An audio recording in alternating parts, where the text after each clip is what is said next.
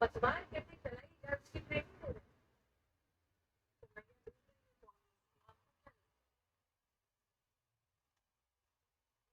आपको मंत्री आप है, नेता आप है, शिक्षा के लिए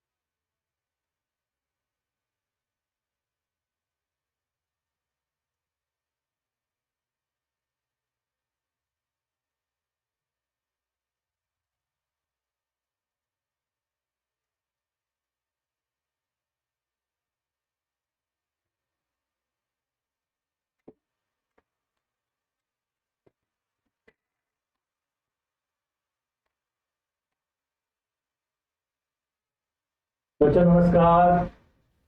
good evening sir. Good evening, good evening, good evening. तुम लोगों की क्लास आजकल लेट हो जा रही है, सब क्लास चल रही है। अब इस क्लास की शेड्यूलिंग करनी पड़ेगी। 6:30 बजे की क्लास खत्म होती है, वो लग रहा है 4 बजे करनी होगी ताकि 6 बजे उनकी क्लास खत्म हो जाए। सबको आवाज आ रही मेरी? सबको आवाज आ रही है? यस सर, आ रही है sir. Good evening sir. Good evening, good evening. एक मिनट, एक मिनट।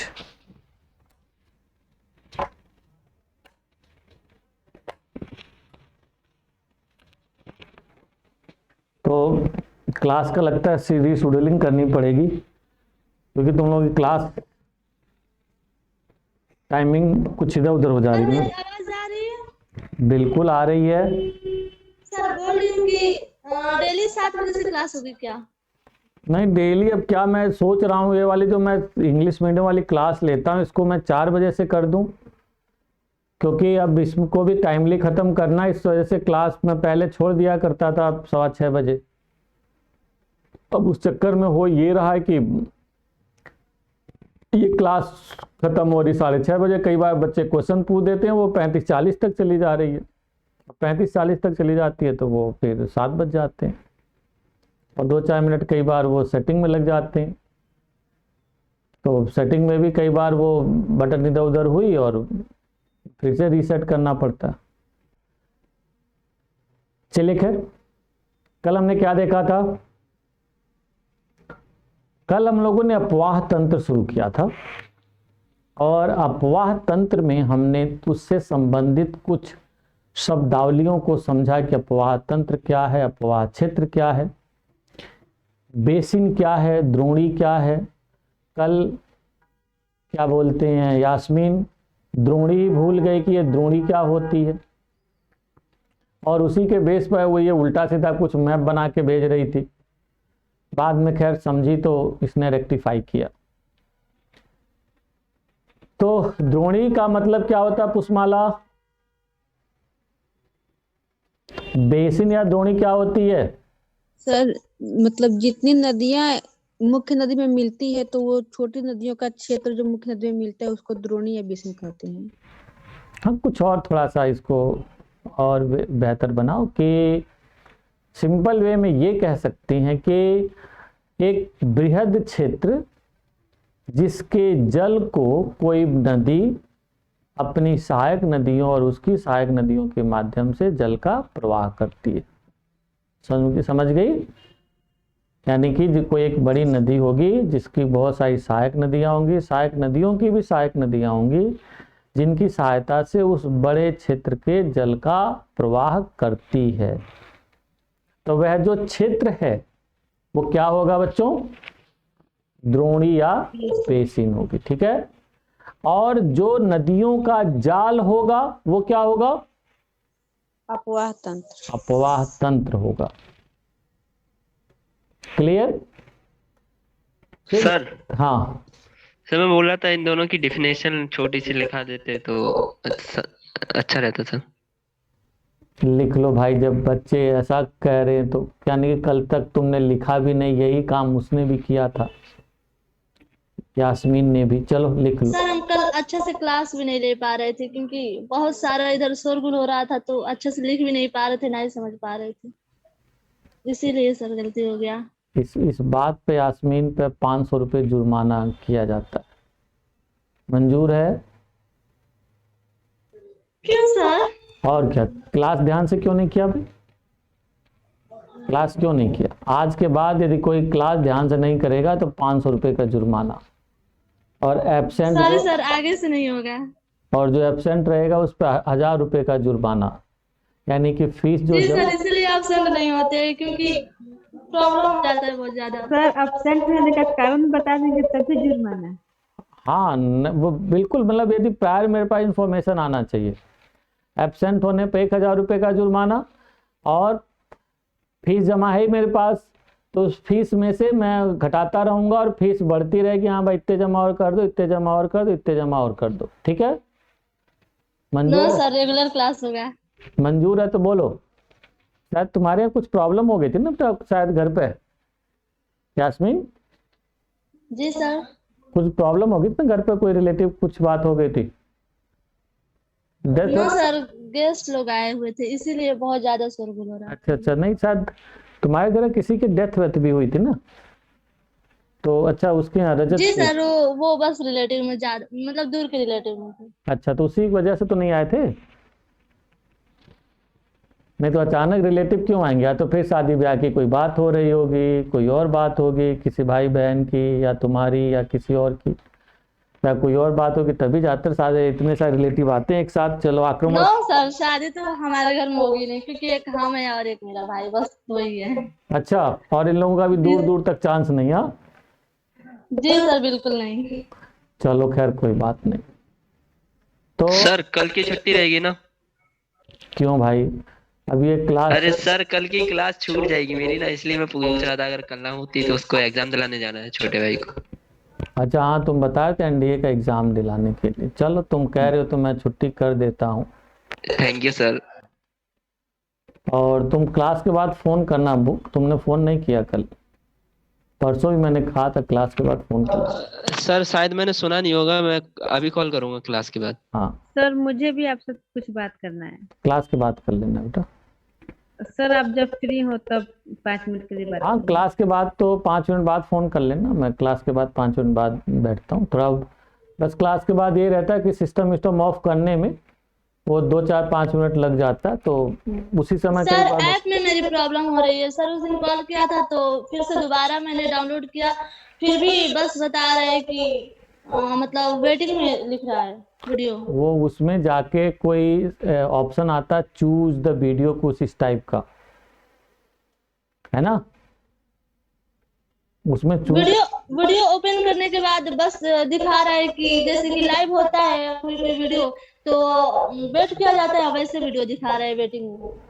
नहीं तो उसमें हो सकता है कुछ प्रॉब्लम हो, और नहीं तो अगला वीडियो देख लेने के बाद। वीडियो में ऐसा हुआ है, बच्चों की और भी शिकायत आई है, तो उसमें प्रॉब्लम ये आई है शायद वो वीडियो खाली या ब्लैंक रह गई है। जी सर, पीछे वाला वीडियो बिल्कुल क्लियर है। हाँ, वो कोई एक वीडियो ब्लैंक रह गई है, कोई प्रॉब्लम आई है टेक्निकल, उस पर अपलोड तो हो गई पर उसमें वीडियो नहीं आई है, कुछ बात हुई है। चलो खैर इधर आओ, लिख लो जल्दी से, फटाफट लिखो। अपवाह क्षेत्र, अपवाह तंत्र, अपवाह तंत्र किसी क्षेत्र में पाए जाने वाले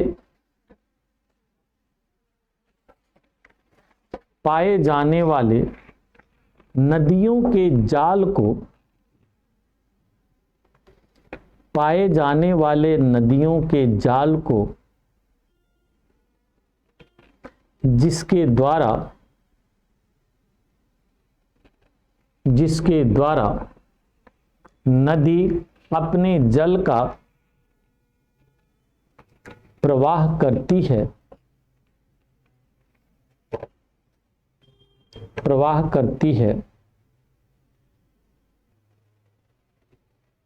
वह नदियों का जाल ही,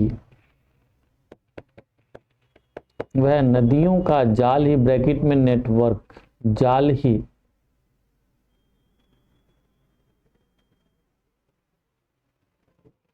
अपवाह तंत्र कहलाता है।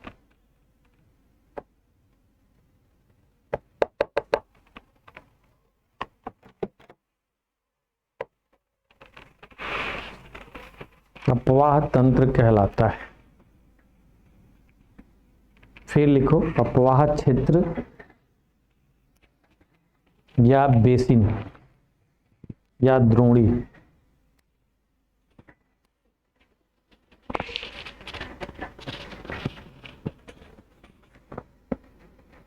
जब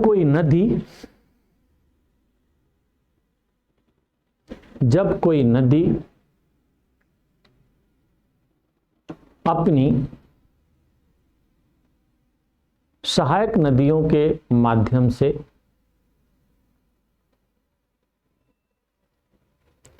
किसी बृहद क्षेत्र के जल, किसी बृहद क्षेत्र के जल को, बृहद क्षेत्र के जल को प्रवाहित करती है, प्रवाहित करती है,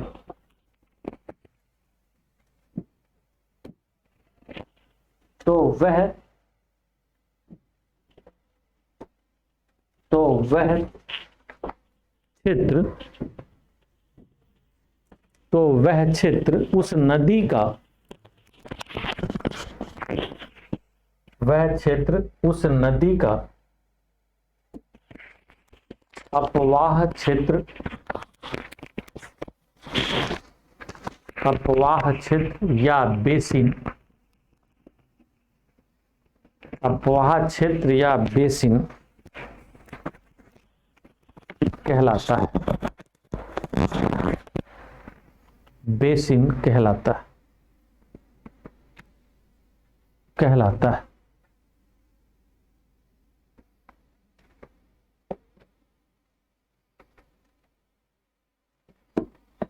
फिर इसी में एक और शब्द नोट कर लो,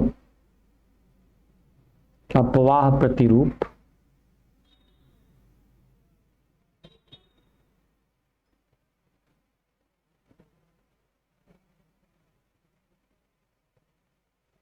अपवाह प्रतिरूप, ड्रेनेज पैटर्न, ड्रेनेज पैटर्न। अपवाह प्रतिरूप किसी क्षेत्र में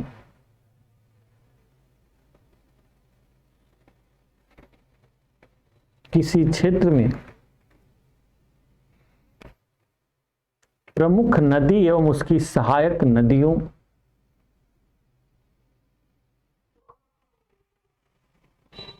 प्रमुख नदी एवं सहायक नदियों, सहायक नदियों, सहायक नदियों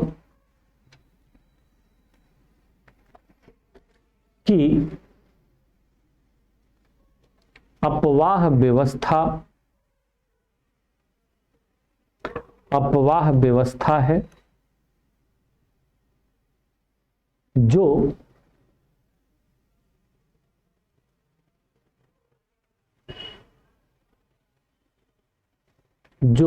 उस क्षेत्र की प्रकृति, उस क्षेत्र की चट्टानों की प्रकृति, जो उस क्षेत्र की चट्टानों की प्रकृति, उच्चावच, उच्चावच, ढाल, ढाल, पानी के प्रवाह की मात्रा, पानी के प्रवाह की मात्रा एवं काल पर निर्भर करता है, काल पर निर्भर करता है। समझ गए आप लोग? क्यों? व्यवस्था कैसी है ये यहां समझने वाली बात है। तुम लोग कभी देखोगे किसी भी क्षेत्र में नदी जो पाई जाती है उसकी एक अपनी गहराई होती है, एक सर्टन प्रकार से नदियां आकर मिलती हैं। जैसे मान लो ये नदी है, कहीं कहीं तुम देखोगे नदी आके ऐसे मिलेंगे,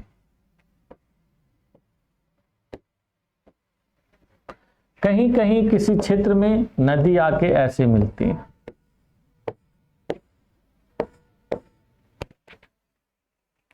हो सकता है। तो इसमें आप लोग क्या देख रहे हो? दो सहायक नदी एक दूसरे के समानांतर हैं कि नहीं? बोलो। जी सर।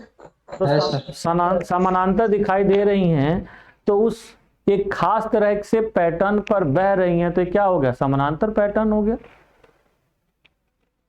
है ना? यह जो होगा पैरेलल पैटर्न होगा।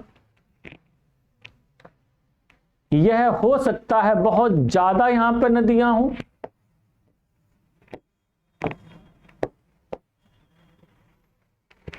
तो जालीदार पैटर्न हो गया। ये तुम्हें कैसा दिखाई दे रहा है? वृक्ष सा दिखाई दे रहा है कि नहीं?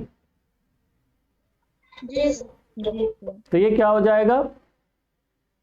वृक्षाकार प्रतिरूप हो जाएगा। समझ रहे हो? ये क्या होगा? वृक्षाकार हो जाए। मतलब किस तरह से नदियां व्यवस्थित हैं वहां पर। देखो एक निश्चित प्रकार से व्यवस्थित होकर बह रही हैं, तो वही उसकी जो व्यवस्था है, बहने की प्रकृति है, प्रतिरूप है, उसे क्या कहा जाता है? अपवाह प्रतिरूप। परिभाषा पढ़ो, क्या है पुष्पमाला? अपवाह प्रतिरूप किसी क्षेत्र में प्रमुख नदी एवं उसकी सहायक सहायक नदी। नदियों की हाँ अपवाह व्यवस्था है, हाँ। जो उस क्षेत्र की चट्टानों की संरचना, प्रकृति, उच्चावच, हाँ। ढाल, पानी के प्रवाह की मात्रा एवं काल पर निर्भर करती है। जैसे तुम देखो, मतलब ये किस रूप में किस आकार में बहती है वही। हाँ अब तुम देखो, तुम बिहार में ही देख लो। तुम लोग पेज नंबर जल्दी 16 पे चले जाओ बच्चों, और तुम वहां पे पेज नंबर 16 पे जाके बिहार वाला एरिया देखो। बिहार में यदि तुम इंडिया का मैप देखोगे, तो इंडिया का मैप देखोगे गंगा नदी आ रही है, this is Ganga river. Bihar के क्षेत्र में देखो तुम्हारी ज्यादातर नदियां ऐसे आके मिल रही होंगी बेटा, देखो जी सर वैसे है ना। कोसी होगी आपकी, यहीं पर गंडक होगी, बूढ़ी गंडक होगी, यही होगी ना। ये सब नदियां आके इस तरह से मिल रही हैं। जी सर, बीच में नदी है, बाकी सारी नदियां वैसे ही आकर मिलेंगी। वहीं तुम जब थोड़ा सा यूपी साइड में एंटर करोगे, तब कुछ कहानी दूसरी बदलती जाएगी। ऐसे भी नदियां आके मिल रही होंगी, ऐसे भी आके मिल रही, ऐसे भी मिल रही, ऐसे भी मिल रही, ऐसे भी मिल रही, यूं भी मिल रही, बदल रही है ना। ध्यान से देखो, उसमें जाल सा एकदम नदियों का जाल दिखाई दे रहा होगा। फिर एक खास बात और देख रहे होगे, जैसे जैसे पश्चिम से पूर्व की ओर बढ़ रहे होगे, नदियों की मात्रा बढ़ रही होगी, और गंगा नदी धीरे धीरे चौड़ी हो रही होगी। बच्चों देखो, उसमें बकायदा आपके मैप में दिखाई दे रहा होगा, दिखाई दे रहा है कि नहीं? जी सर दिख रहा है। हाँ, क्यों? Yes sir. क्यों नदियों की संख्या बढ़ रही है बच्चों? क्यों नदियों की संख्या बढ़ रही है? तो उस क्षेत्र में जलवायु परिस्थितियां भी निर्धारित करती हैं। कैसे? सिंपल माना जाता है, जिस क्षेत्र में जितनी अधिक वर्षा होगी, उस क्षेत्र में उतनी अधिक नदियां होंगी। इसलिए किसी विद्वान ने बड़ी अच्छी लाइन बोली है कि किसी क्षेत्र का प्रवाह तंत्र वहां की जलवायविक दशाओं को भी बताता है। यानी कि किसी क्षेत्र में नदियों की संख्या देख के, नदियों के आकार देख के, उसके प्रवाह को देख के तुम बता सकते हो, उसमें पानी की स्थिति देख के बता सकते हो कि मौसम कौन सा हो रहा होगा, या इस क्षेत्र में कुल कितनी बारिश होती है, कब बारिश होती है, क्या स्थिति है, सब बता सकते हो। क्यों बच्चों, बता सकते हो क्या? आगे जब कभी क्लाइमेट पढ़ोगे, हल्का फुल्का मैंने डिस्कस उधर क्लाइमेट में किया भी है, आगे तुम्हारा टॉपिक है ना वर्षा का प्रतिरूप, मॉनसून एवं वर्षा का प्रतिरूप। तो जब तुम भारत में देखोगे तो पूरब से जैसे जैसे पश्चिम जाओगे वर्षा की मात्रा घटती जाती है। यानी कि बंगाल में अधिक वर्षा होती है तो वहीं बिहार में उससे कम होती है, तो वहीं पूर्वी उत्तर प्रदेश में उससे कम होती है, तो वहीं पश्चिमी उत्तर प्रदेश में उससे कम, और पंजाब में उससे कम, राजस्थान में सबसे कम। तो क्या होगा, ये भी कह सकते हो फिर तो कि पूरब से पश्चिम जाने के क्रम में नदियों की संख्या घटती जाती है। बोल सकते हो क्या तुम लोग? उस मैप को देख के ही तुम लोग बोल सकते हो। 16 नंबर पेज देखो। जी सर, जी सर, जी सर, दिख रहा है। और ये भी नहीं समझ में आ रहा हो तो पेज नंबर 12 पे भी चले जाओ, नहीं उसके पीछे तो 12 या 14 नंबर, शायद 14 नंबर पेज होगा, 12 नहीं 14 होगा, राजस्थान वाला पेज होगा। मिला पेज नंबर 14? जी सर। उसमें राजस्थान का मैप होगा, पंजाब हरियाणा क्षेत्र का मैप होगा, गुजरात का। तो तुम्हें वहां पर दिखाई दे रहा होगा कि नदियां तुलनात्मक बहुत कम है। जी सर, राजस्थान में तो बिल्कुल दिख ही नहीं रहा। हाँ, राजस्थान में तो बिल्कुल दिख ही नहीं रहा। दिख ही नहीं रहा। तो क्यों नहीं राजस्थान में दिख रहा भाई? वर्षा भी तो उतनी कम होती है या नहीं? और पेज नंबर 16 पे जब आओगे तो फिर तुम देखोगे कि पूरे असम रीजन में ब्रह्मपुत्रा नदी है, खूब चौड़ी चल रही है। बांग्लादेश में पहुंचती है तो देखो नदी की धार एकदम डबल लाइन दिखाई दे रही है कि नदी खूब चौड़ी हो गई है। बिहार वेस्ट बंगाल साइड में गंगा नदी को देखो, गंगा नदी खूब चौड़ी दिखाई दे रही होगी। बोलियो, बोलो, है नहीं? क्यों? बारिश होती है। जितनी बारिश होती है नदी में पानी आता है। गंगा नदी को तुम लोगों ने बरसात के दिनों में देखा होगा। पटना में चले जाओ, पटना के जो पटना यूनिवर्सिटी है वहां खड़ा होकर तुम लोग देखो, सामने जहां तक नजर जाएगी बच्चों पानी पानी पानी और पानी। देखा आप लोगों ने कभी? देखा कभी आप लोगों ने? नो सर, अभी गए नहीं देखा। सर घर के आसपास ही इतना पानी है कि अलग देखने की जरूरत ही नहीं है। मतलब बरसात में किलोमीटर तक पानी दिखाई देता है। जी सर, जहाँ तक देखो वहाँ पानी ही दिखता है। बताइए यही है। ये बरसात में क्यों दिखाई देता है बेटा? जुलाई अगस्त, जून जुलाई अगस्त सितंबर अक्टूबर तक ही क्यों दिखाई देता है? क्यों? क्योंकि ये भारत में वर्षा का सबसे बड़ा सीजन है। यहीं पर अधिकांश वर्षा, पढ़ाया था ना मॉनसून में कि लगभग 80% रेनफॉल कि कब हो जाती है? इन्हीं 3-4 महीनों में हो जाती है। तो उस समय नदी उफान में रहती है, भरी पड़ी। इसलिए देखो इसका कल्चर पे कितना प्रभाव देखा जाता है, तुम लोग ध्यान नहीं देते हो। उत्तर भारत में जून के बाद वो कौन सा एक महीना सा पड़ता है, उसके बाद सब विदाई संस्कार सब रोक दिए जाते हैं, सब शुभ काम रोक दिए जाते हैं। फिर कब शुरू होते हैं बच्चों? कार्तिक मास में। मतलब होली के, दिवाली के बाद से सर।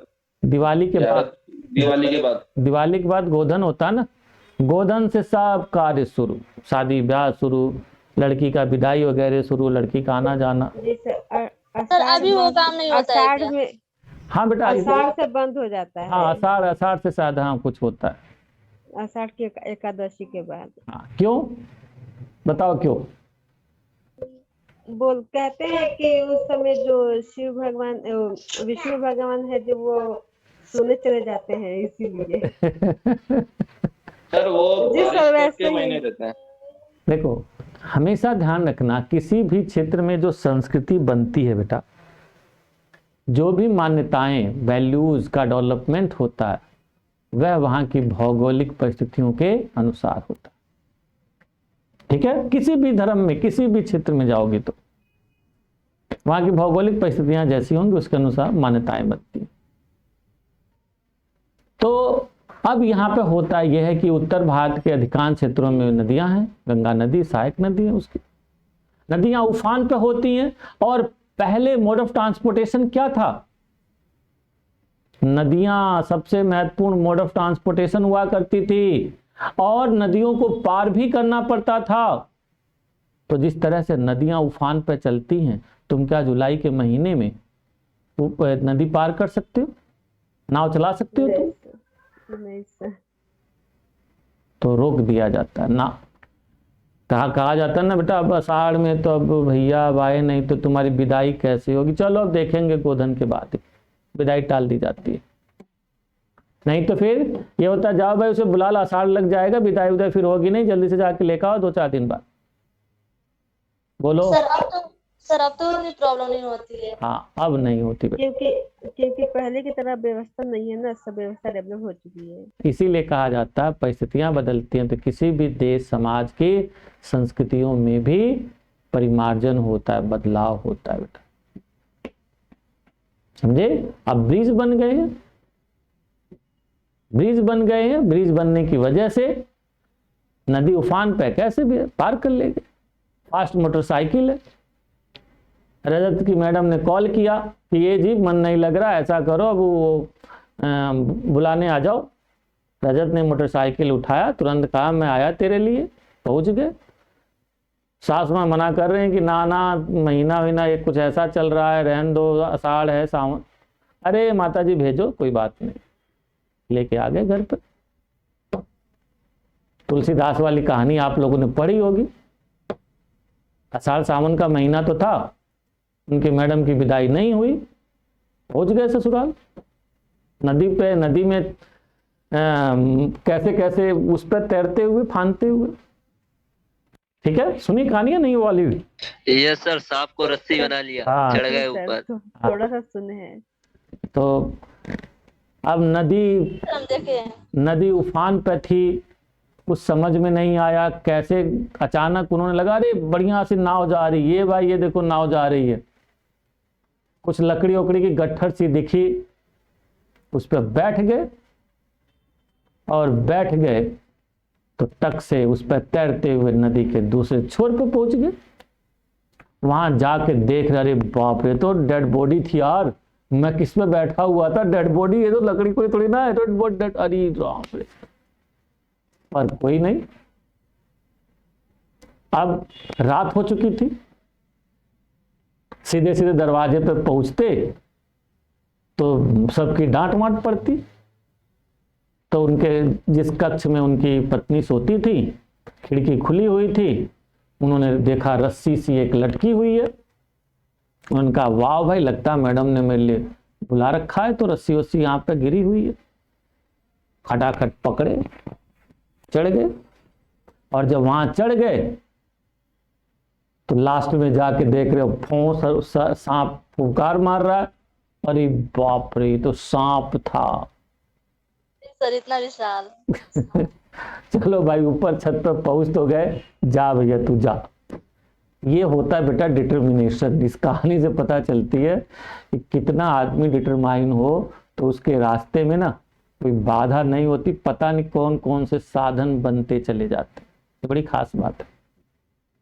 परंतु वहीं फिर देखो वो पहुंचते हैं, उनकी पत्नी द्वारा उनको बहुत सारी बातें सुनाई जाती हैं और उसी का परिणाम होता है अचानक सांसारिक जीवन से विरक्ति हो जाती है उनको, है ना। ये खास बात है कि आप जब किसी के उम्मीद में बहुत ज़्यादा उम्मीद करके किसी के पास जाएं और अचानक उस व्यक्ति की ओर से उस उम्मीद को तोड़ दिया जाए तो बच्चों हमेशा विरक्ति आ जाती है। ये नियम है, कहीं पे भी होता है, पता है, विरक्ति आ जाती है। उनके साथ भी आपने ऐसी मूवी देखी होगी, लक्ष्य, देखिए लक्ष्य मूवी, उसमें भी यही कहानी एग्जैक्टली कि हीरो जो है ऋतिक रोशन IMA की एकेडमी छोड़ के आ जाता अपनी प्रेमिका के चक्कर में कि वो मुझे बहुत याद कर रही थी और जब मैं आ रहा तो रो रही थी, मना कर रही थी कि मत जाओ। जब वहाँ एकेडमी में ट्रेनिंग टफ पड़ी तो और याद आई और ट्रेनिंग छोड़ के भाग के आ गए। और जब भाग के आ जाते हैं तो वहीं पर वो प्रेमिका उनको डांटती है, तुम तो बड़े बुज़दिल आदमी हो, तुम आज मेरे लिए अपने जीवन का कैरियर छोड़ के आ गए, कल कुछ और होगा मुझे छोड़ के चले जाओगे, तुम्हारी क्या वैल्यू है। अब उसको झटका लगता, रे बाप रे ऐसा भी। और फिर एकेडमी वापस जाता है और उसको वहाँ पर सज़ा मिलती है, पर उस सज़ा में भी इंजॉय करता है, उसको सज़ा को फुलफिल करता है और फिर एक बेस्ट ऑफिसर बनता है। तो कहने का मतलब ये है कि नदियाँ उफान पर रहती थीं बरसात के सीजन में और यातायात रुक जाता था, तो इसीलिए परंपरा बना दी गई कि नहीं भाई, उस समय कहा जाता है एक विष्णु भगवान जो इस प्रकृति के संरक्षक, वो हैं संरक्षक हैं, रक्षा करने वाले हैं, वे उसमें चले गए आराम करने के लिए। तो ऐसे में भाई तुम्हारी रक्षा कौन करेगा, तो होल्ड होल्ड, रुक जाओ आराम से, बाद में जाना, विदाई बाद में होगी। तो शादी ब्याह देखो, इसीलिए गोधन के बाद सारे संस्कार फिर खुल गए, सब हो रहे। कल ही मेरे घर में मुड़न थी, दो बच्चों की, गांव जाना था, नहीं जा पाया, क्लासेस कई सारी थी, 3-3 4 क्लासेस रहती हैं, तो नहीं जा पाया। तो देखो कई दिनों से इंतजार हो रहा था मई में ही, उसी समय कोरोना फैल गया, पोस्टपोन कर दिया गया। फिर उसके बाद यही हुआ कि दिवाली के बाद ही, तो चलो खैर, तो कुल मिला के उससे उस क्षेत्र की संस्कृति का विकास होता। फिर आपने जरूर सुना होगा कि कोसी नदी अपना मार्ग क्यों बदल देती है। जी सर, इसलिए तो फेमस है। क्यों, उसे बिहार का शोक क्यों कहते हैं? सर उससे अत्यधिक पानी भर जाता है, जिसके चलते वो अपने मार्ग भटक जाती है। पानी भर जाता तो मार्ग भटक जाती है, ऐसी होता। तो सर बहुत अधिक पानी हो जाएगा तो अपना मार्ग भटक जाती है, इसलिए तो वो इतनी फेमस है कि बिहार को ही बर्बाद कर देती है। मुलायम चट्टानों का क्षेत्र है बेटा, देखो उसमें प्रकृति है ना, क्या लिखा हुआ है, चट्टानों की प्रकृति मुलायम चट्टानों के क्षेत्र में बहती है, और मुलायम चट्टानों के क्षेत्र में बहने की वजह से आसानी से चट्टानों को काट देती है। इतना ही पानी लेके दक्षिण भारत में बहें, कहीं पता नहीं चलेगा कहाँ नदी जा रही है। क्यों नहीं पता चलेगा भाई? क्योंकि आपने पढ़ा है कि दक्षिण भारत की नदियां, दक्षिण भारत की चट्टानें कठोर चट्टानें, पढ़ा था ना, क्या भूल गए? कौन कौन सी है? Archean, Dharwar, Cuddapah, Vindhyan, these kind of strong rocks are found there, hard rocks are found there। उन्हें नहीं काट पाएंगे बच्चों। तो पहली बात क्या हुई? मुलायम चट्टानें। कल्पना करो कि वो स्थिति हो गई कि डायबिटीज पहले ही है और उस पर खिला दिया जाए चीनी, तो क्या होगा बच्चों? सर लेवल बहुत अधिक बढ़ जाएगा, प्रॉब्लम हो जाएगी। तो अब देखो, चट्टानें तो हैं मुलायम, और उसी में जो तुमने कहा बढ़ जाए पानी, उसी में क्या कहा तुमने, बढ़ जाए पानी। तो ये बताओ, पानी बढ़ा यानी वॉल्यूम बढ़ा, है ना, V बढ़ गया, V यानी कि मास बढ़ गया। और नदी आ कहां से रही है, तपउष्माला हिमालय के क्षेत्र से आ रही है, पर्वतीय क्षेत्र से। हिमालय के उन क्षेत्रों से आ रही है जो सबसे ऊंचे हैं। कोसी नदी बच्चों शायद आपको पता होगा, जो हिमालय का सबसे ऊंचा क्षेत्र यानी कि माउंट एवरेस्ट, मकालू, मंसालू, उस क्षेत्र से आती, जहां सारी चोटियां 8-8 हजार मीटर ऊंची। तो इसका मतलब क्या है, ढाल तीव्र होगा। ये देखो नदी पहाड़ों से तेज गति से बहते हुए मैदानी भाग में प्रवेश की, तो मास भी बढ़ जाए, पानी भी बढ़ जाए, और उसकी ढाल ज्यादा होगी तो वेलोसिटी बढ़ जाएगी। तो mv² क्या होता है, फोर्स होता है। फोर्स क्या होता है, मास इंटू वेलोसिटी। क्यों, फिजिक्स पढ़ा है ना आप लोगों ने, सब हाई स्कूल के यस सर, F बराबर mv²। हाँ,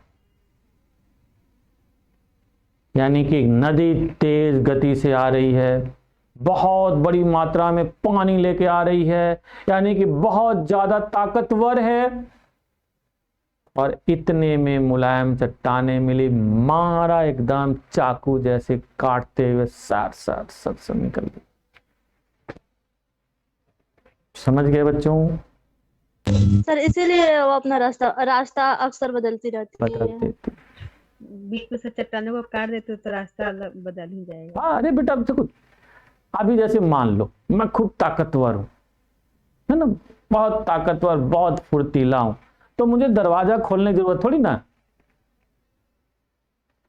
दरवाजे पर ताला लगा हुआ है, अबे तेरी हिम्मत, मारो दीवार पर धाए। यार मूवीज वूवीज में देखते होगे कि नहीं आप लोग, हीरो कोई रोक पाता है?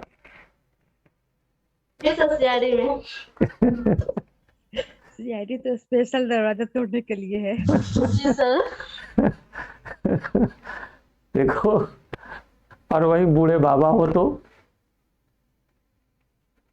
बूढ़े बाबा, दरवाजा खोलने का वेट करेंगे। अरे बेटा दरवाजा तो खोलो, आ रहे हैं। सीआईडी में देखते हो क्या नाम है उसका, मोटे का, दया। मैं तो बहुत दिनों से, दया। बहुत दिनों से तो देखा नहीं हूं। ऐसे साहब जाता है, मारता है धड़ाम से, टूट गया दरवाजा। ताकत, फोर्स, जब फोर्स होती है तो तुम्हारे लिए कोई बाधा नहीं होती। वो फोर्स चाहे ब्रेन की हो, वो फोर्स चाहे ताकत की हो, फिर कोई बाधा नहीं होती बच्चों, ध्यान रखना। और यदि दोनों का कॉम्बिनेशन मिल जाए तब वाह क्या बात है, सोने पे सुहागा। यही यूपीएससी चाहती है। ऑफिसर्स में यही दोनों ढूंढा जाता है बेटा, समझे। सोल्जर में क्या ढूंढा जाता है, सिर्फ सोल्जर में क्या ढूंढा जाता है, पुलिस वाले में क्या ढूंढा जाता है, केवल ताकत ढूंढी जाती। तब उसी में क्या देखा जाता है, लंबाई कितनी है भाई, 6 फीट, वेट कितना है, इतना, और क्या, इतना। वाह भाई, उसमें सुना होगा आप लोगों ने, लंबाई पर एक्स्ट्रा नंबर मिलता है, पता है कि नहीं आप लोगों को? यस सर, बोनस पॉइंट मिलते हैं, बोनस पॉइंट। हाँ, बोनस पॉइंट मिलते हैं लंबाई पे। हाँ वही मैंने, एक्स्ट्रा मार्क्स मिलता है। तो आईपीएस में होने जा रहे हो तो स्वस्थ तो होना ही चाहिए, उतना नहीं परंतु उतना तो होना चाहिए। उतनी लंबाई ना हो, इतनी लंबाई तो हो, 150 सेंटीमीटर से अधिक तो हो कम से कम भाई, मेल के लिए। फीमेल के लिए वेरिएंट नहीं है, इतनी तो हो 150 सेंटीमीटर, और इतना वेट तो हो ही, बहुत ज्यादा मोटा भी नहीं, बहुत ज्यादा पतला भी नहीं, और थोड़ा मोटा वोटा हो भी चल जाएगा, कोई बात नहीं, दौड़ाएंगे बेटा वहां पे, सब चर्बी इसकी झड़ जाएगी। फिजिकली फिट रहना चाहिए। वो सर जो पतला हो वो उसको भी कोई प्रॉब्लम नहीं, उसको भी वहाँ खिलाएंगे पिलाएंगे, दौड़ाएंगे खिलाएंगे पिलाएंगे, मोटा हो जाए। मतलब सर मोटे आदमी को दौड़ाएंगे, पतले आदमी को खिलाएंगे।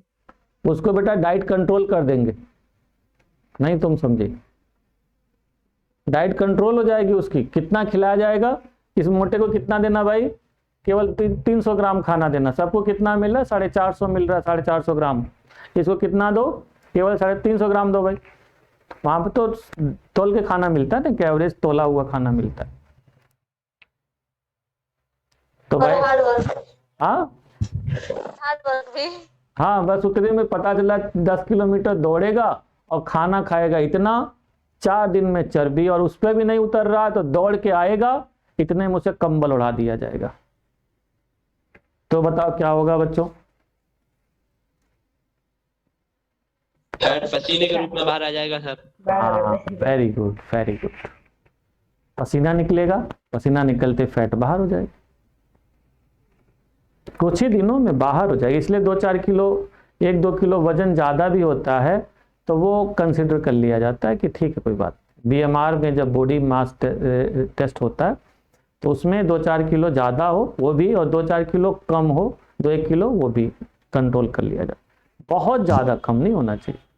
ज्यादा हो वो प्रॉब्लम ज्यादा हो जाती है, क्योंकि खाना कम मिले और वर्क हार्ड हो तब तो और ज्यादा प्रॉब्लम हो जाती तो है। वही तो मतलब बहुत ज़्यादा भी नहीं होना चाहिए कि पता चला 1.5 क्विंटल का है और उसको आईपीएस बनाया जा रहा है, तो ऐसे नहीं होगा। हाँ ये है कि 4-5 किलो 6 किलो ज़्यादा है, थोड़ा ज़्यादा हेल्दी लग रहा है, चल भाई ठीक है, लंबाई के अकॉर्डिंग। और सर साफिन हसान तो बहुत पतला था। कौन? साफिन हसान बहुत पतला था वो आप तो। कौन उठा? आपका परिचय? अतुल मिश्रा। बताइए कैसे? मिलना था लेकिन आप क्लास में लीजिए, फिर कल मिलेंगे। नहीं, या तो फिर आप 8:30 बजे आइए, तो 8:30 बजे मुलाकात हो सकती है। ठीक है, मैं वेट करूंगा।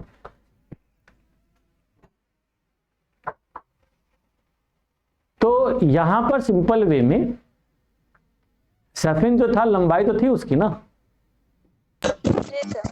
तो लंबाई थी, वेट भी उसके अकॉर्डिंग ठीक ठाक था, 2-4 किलो कम है, कोई बात नहीं। अब देखो मोटा हो गया, जब बेटा वहां पे जाओगे बढ़िया खाना खाने को मिलेगा, जूस वूस मिलेगा और सारी चीजें खाने की मिलेंगी, तो अपने आप सब जो भी बॉडी थोड़ी बहुत कुपोषित होगी सब दूर हो जाएगी, और जो ज्यादा ही पोषित होगी वो भी दूर हो जाएगी। तो चिंता वाली बात नहीं होती, केवल बनने की सोचो। तो कहने का मतलब है कि दोनों का कॉम्बिनेशन। तो यहाँ पर जो वो नदी है, क्या बोलते हैं, कोसी नदी में दोनों कंडीशन मिल जाती है, मास और वेलोसिटी। तो एरिया को काटते हुए एकदम ऐसे चीरते हुए आगे चलती है कि पूछो मत, कुछ ही देर में बेटा एकदम चाकू जैसे बना देती है। जैसे 2008 में 2008 का कोसी का बाढ़ आप लोगों ने सुना होगा, जो बहुत ही भयावह बाढ़ थी। ठीक है, तो इस तरह से आप लोग बहुत सारी चीजों को आसानी से समझ सकते हैं। क्लियर? चलिए खैर, अब इससे आगे बढ़ते हैं। तो आपको समझ में आ गया पानी की मात्रा कितनी है, ढाल कितना है, और पानी की मात्रा, ढाल और समय वगैरह क्या है, ये सब भी डिपेंड करता है। इसीलिए देखो तुम लोग, गंगा में बाढ़ तुलनात्मक रूप से कम आती है। गंगा में बाढ़ तब आती है जब निचले भागों में, खासकर बिहार और वेस्ट बंगाल में, उसकी सहायक नदियां पानी लाके पंप कर देती। ऊपरी भागों में बाढ़ बहुत कम आती है, रेयर। और इसी पर आप लोग कहानी सुनते हो, देखो कहानियों में कितना दम होता है। वो इनडायरेक्ट कई सारी चीजों को बताती है कि भगीरथ जब गंगा को, ब्रह्मा को राजी कर लिए पृथ्वी पर लाने के लिए, तो वे, गंगा जी कहे ठीक है मैं भेज दे रहा हूं, कोई बात नहीं, परंतु इतनी तेज धार जाएगी पृथ्वी नष्ट हो जाएगी। कुछ समझ में आ रहा है? कहानी सुनी होगी ना इस पे भी कहानी। तो वो कहते हैं अच्छा फिर क्या करूं भाई? तो जाके शंकर जी को मनाओ, वही उनको कंट्रोल कर सकते। तो सुनते होगे कि वो जाते हैं अब शंकर जी को मनाते हैं, तपस्या करते हैं। एक तो पहले उनको मनाया, उनके बाद उनको मनाया, दूसरा डिपार्टमेंट किसी और के पास, उनको मनाया। तो फिर शंकर जी ने क्या कहा, भाई ठीक है उनको भेजो, अपनी जटाओं में धारण करते हैं। तो जटाओं में धारण करने का क्या मतलब है बच्चों, क्या मतलब निकला बताओ? नदी का फ्लो ऑब्स्ट्रैक्ट हो गया, नदी धीरे धीरे बहेगी। जैसे टकली चांद पे जब पानी गिरो और बाल वाली टाट हो तब पानी गिरो, दोनों में स्पीड अलग अलग होती है। बोलिए हाँ या ना? जी सर। तो मतलब ये कि यहां पर नदी जब पानी गिर रही तो उनके बालों में उलझ गई, तो उसकी धारा अब धीरे धीरे हो गई, अब वो धीरे धीरे बहते हुए आ रही है। तो जब पानी धीरे धीरे बहता है तो आप हमेशा ध्यान रखना, कितना हो पानी हो आराम से पास कर जाता है, समझे? परंतु वहीं एक साथ जब पानी आता है और वो बह नहीं, उसके अनुसार बह नहीं पाता है, तो फिर बाढ़ आती, पानी फैल जाता है। टॉपिक भी है तुम्हारा बाढ़ वाला, बाढ़ का एक टॉपिक भी। तो इस तरह से सिंपल वे में आप लोग इन सब चीजों को विचार कर सकते हैं, सोच सकते हैं कि ये सब चीजें हैं क्या। तो नदी, किसी नदी की जो भी प्रकृति होती है, चट्टानों के स्वरूप, उसके ढाल, उच्चावच, जैसे उच्चावच में ऊंचे ऊंचे पहाड़ों से नदियां आ रही है, पठार से आ रही है, कम ऊंचे भागों से आ रही है, गति उसकी उसी अनुसार होगी। हिमालय से निकलने वाली नदियों की गति बहुत तेज होती है। क्यों बच्चों? आपने क्या पढ़ा हिमालय के बारे में? हिमालय न सिर्फ बहुत ऊंचा है, तीव्र ढाल है, तीव्र ढाल है। और खासकर आपने ये भी पढ़ा कि वे नदियां जो हिमालय में दक्षिणी ढाल से निकलती हैं, वे और भी तेज हैं भाई। दक्षिण ढाल की तो पढ़ा ना विशेषता आप लोगों ने हिमालय का, ऐसा मैंने पढ़ाया हुआ आप लोगों को कि दक्षिणी ढाल उत्तरी ढाल की तुलना में तीव्र है। बनवाया था ना डायग्राम, याद करो। तो मैंने कहा था कि ये सब काम आएगा, एक दो बार और पढ़ लेना, जितना मैं फिजियोग्राफी पढ़ाया हूं ना उसको और भी ध्यान से पढ़ लेना आप। जितना पढ़ोगे यहाँ पे आपका कंट्रोल होगा ना, पकड़ होगी, उतना ही आगे सब टॉपिक्स में काम आएगी, ज्ञान सब काम आएगा, क्योंकि कोरिलेशन है वहां पर।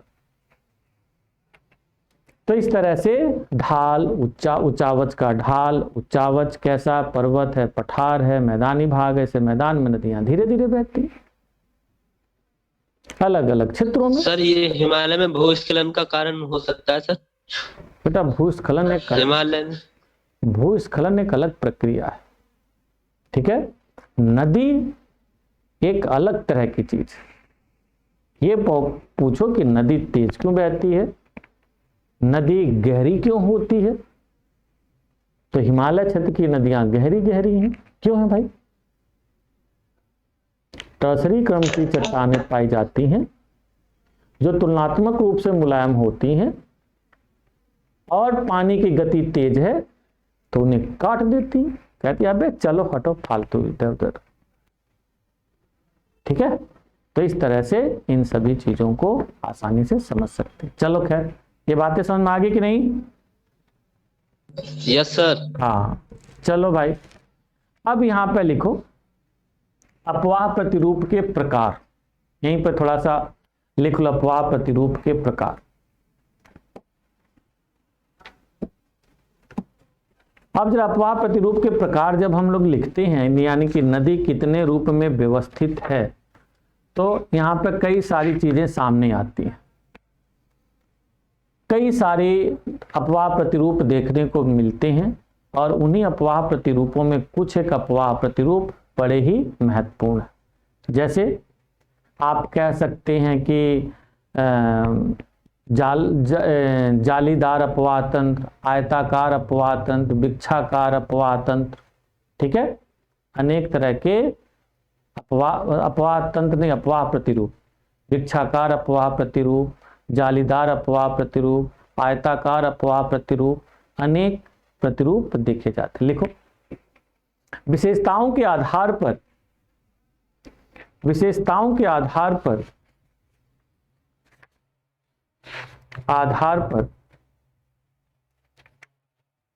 भारतीय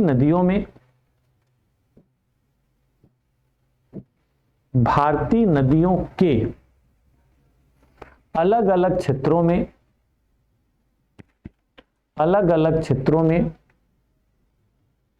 अलग अलग अपवाह प्रतिरूप देखने को मिलता है। अलग अलग अपवाह प्रतिरूप देखने को मिलता है।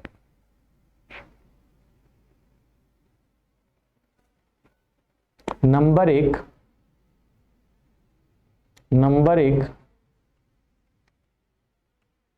जालीनुमा अपवाह प्रतिरूप।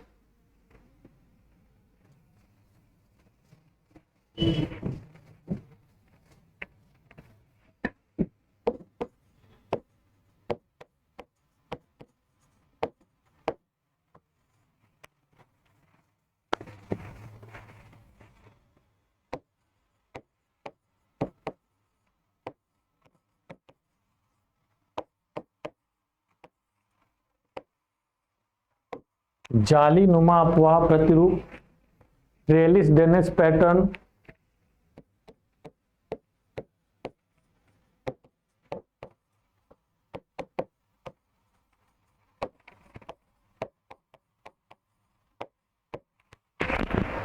Trellis drainage pattern.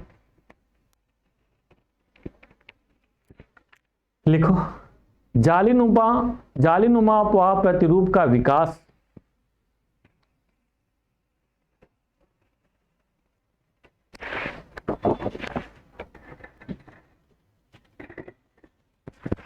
जालीनुमा अपवाह प्रतिरूप का विकास संरचना के ढाल या चट्टानों के ढाल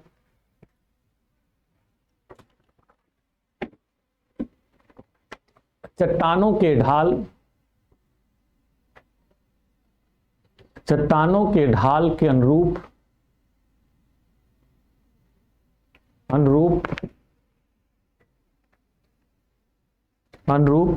विकसित प्रधान अनुवर्ती नदी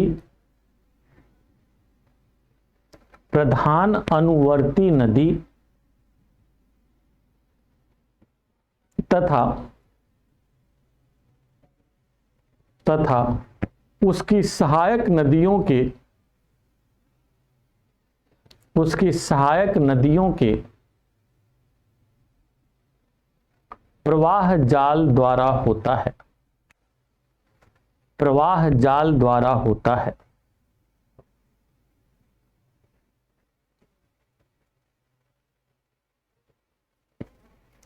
प्रवाह जाल द्वारा होता है। नेक्स्ट पॉइंट, इस प्रकार के प्रतिरूप का विकास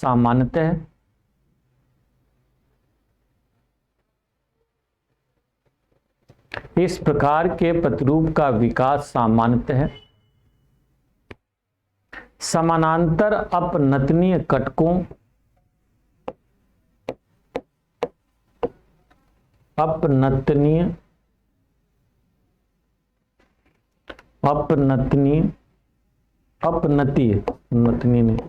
अपनतीय कटकों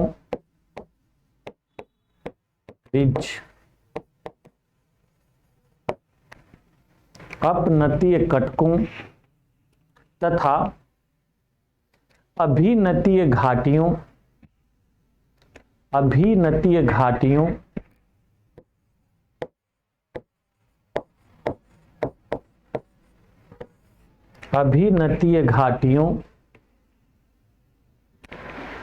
वाली सरल वलित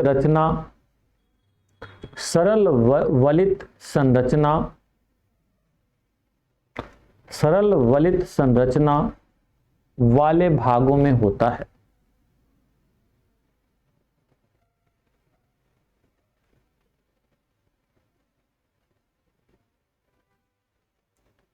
नेक्स्ट पॉइंट, अभिनतीय घाटियों में प्रधान अनुवर्ती नदियां, अभिनतीय घाटियों में प्रधान अनुवर्ती नदियों का उद्भव होता है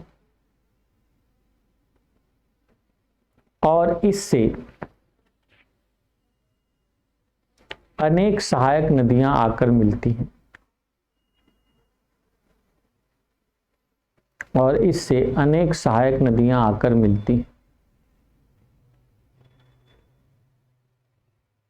यह प्रतिरूप आयताकार प्रतिरूप से मिलता जुलता है।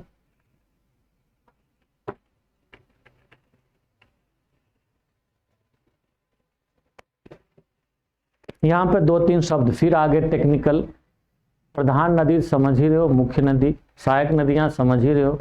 सहायक नदियां वे नदियां होती हैं जो किसी मुख्य नदी में जाके अपना जल छोड़ देती हैं, यानी कि प्रधान। सर यह प्रतिरूप के बाद क्या बने? क्या चीज? यह प्रतिरूप, सर लास्ट लाइन एक बार फिर से बोलिए। यह प्रतिरूप आयताकार प्रतिरूप से मिलता जुलता है। यह प्रतिरूप आयताकार प्रतिरूप से मिलता जुलता है।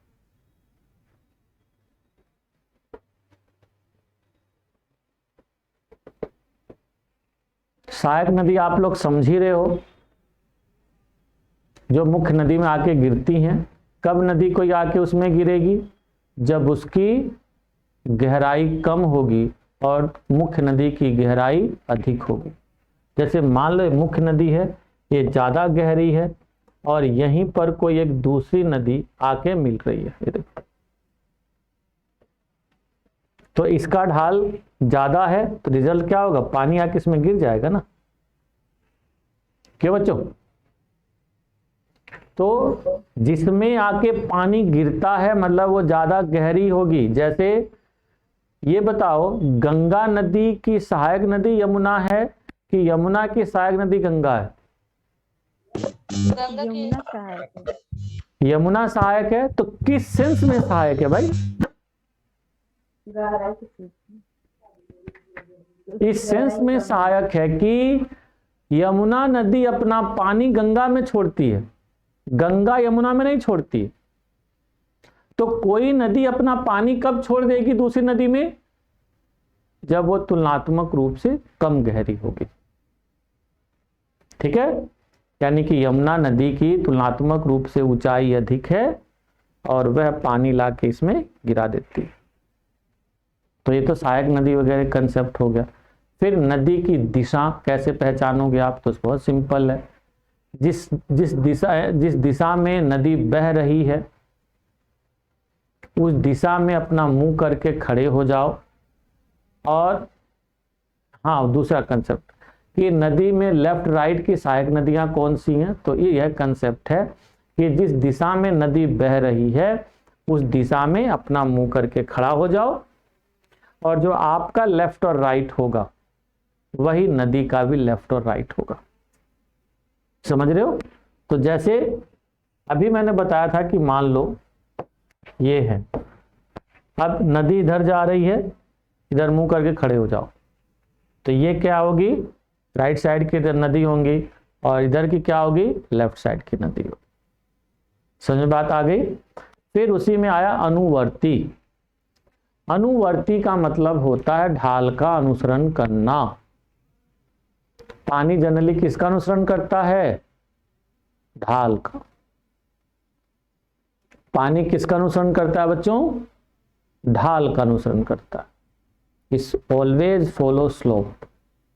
अकॉर्डिंग टू स्लोप वाटर का फ्लो देखा जाता है। ठीक है, तो यहां सिंपल है अनुवर्ती मतलब, जैसे देखो गंगा नदी किधर जाती है बच्चों? गिरती है बंगाल की खाड़ी में। तो ये बताओ, उत्तर प्रदेश में दिल्ली ज़्यादा ऊंचाई पर है कि लखनऊ ज़्यादा ऊंचाई पर है कि इलाहाबाद ज़्यादा ऊंचाई पर है या पटना ज़्यादा ऊंचाई पर है? सर दिल्ली। क्योंकि दिल्ली से पानी देखोगे उधर आगे बढ़ता है। दिल्ली से लगभग 150 किलोमीटर दूरी पर गंगा नदी बहती हुई आगे कानपुर जाती है, कानपुर से बनारस, इलाहाबाद, बनारस होते हुए फिर पटना, भागलपुर होते हुए फरक्का, फरक्का होते हुए आगे नदी पहुंच जाती बंगाल की खाड़ी में। यानी कि जैसे जैसे पश्चिम से पूर्व की ओर जाओगे ऊंचाई कम होती जाएगी। बताया था ना आप लोगों को मैंने, मैदान जब पढ़ाया था तो मैदान में मैंने क्या बताया था कि यह मैदान 150 मीटर की हाइट लिए हुए, कहां से, from the mouth of the Ganga to western side में, दिल्ली तक मुश्किल से इसकी हाइट 150 मीटर है। ठीक है, तो यानी कि कोलकाता सबसे कम हाइट पर होगा, है या नहीं। फिर आओगे पटना, तुलनात्मक रूप से ज़्यादा हाइट पे होगा। फिर आओगे इलाहाबाद, तुलनात्मक रूप से और ज़्यादा हाइट पे होगा। फिर आओगे आपको कानपुर, तुलनात्मक रूप से और ज़्यादा होगा। फिर आओगे दिल्ली, तुलनात्मक रूप से और ज़्यादा। तभी पानी कहाँ जाता है, ऊंचाई से निचाई की ओर। इसलिए कहा जाता है ज्ञान और नदी हमेशा हाई टू लो फ्लो करती हैं। समझ में आई बात या नहीं। नदी और ज्ञान हमेशा हाई टू लो फॉलो करते हैं बेटा, समझ रहे हो। यानी कि टीचर में ज्ञान अधिक होगा तभी अपने बच्चों को ज्ञान दे पाएगा। जब वो खुद ही ज्ञान से खाली होगा तो क्या समझा पाएगा, क्यों भाई। फिर बालक देखो, पहले शिक्षा क्या दी जाती थी, टीचर ऊंचाई पे बैठता था, बच्चा कहां बैठता था, नीचे। तो ज्ञान ऊपर से नीचे चलता। देखो कितने जबरदस्त सब साइंटिफिक बातें थी। ठीक है, यहाँ पे बच्चा बैठ रहा है, टीचर ऊपर है, तो यहां से ज्ञान चल रहा है, वो देख रहा है, ज्ञान लेना चाह रहा है। ठीक है, और इसलिए कहा जाता है ज्ञान कब आता है, विनम्रता से आता है। जब टीचर के ऊपर जाके बैठ जाएगा, गुरुजी बताओ मुझे, गुरुजी ऐसे देख रहे हैं और तुम ऊपर से ऐसे ताक रहे हो, तो ज्ञान ऊपर से नीचे जाएगा कि नीचे से ऊपर आएगा।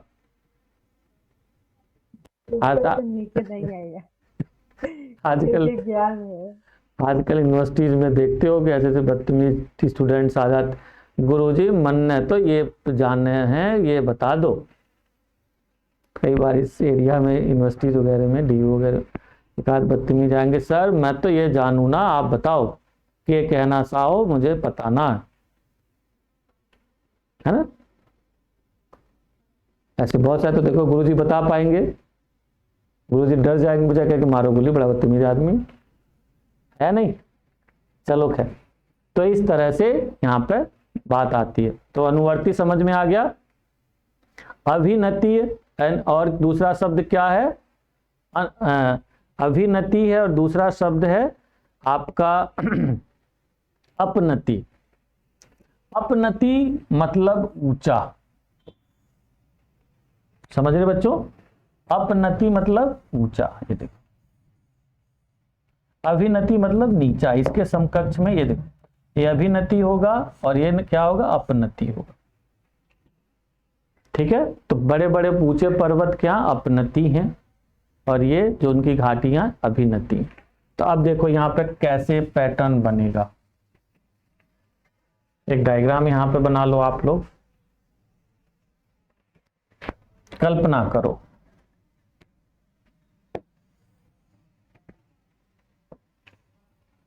ये कोई पर्वत है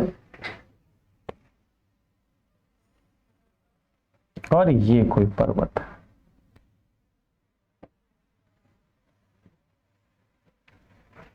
तो बच्चों जरा देखो आप लोग, यहां से कोई नदी निकलेगी तो बहते हुए आएगी कि नहीं यहां पे,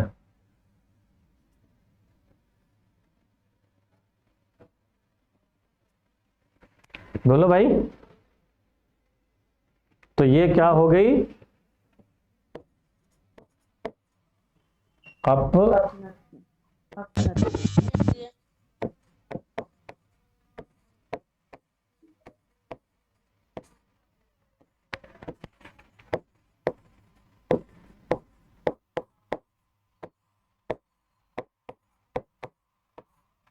ये एक डायमेंशन यहाँ पर, ये डायग्राम को इस तरह से समझो।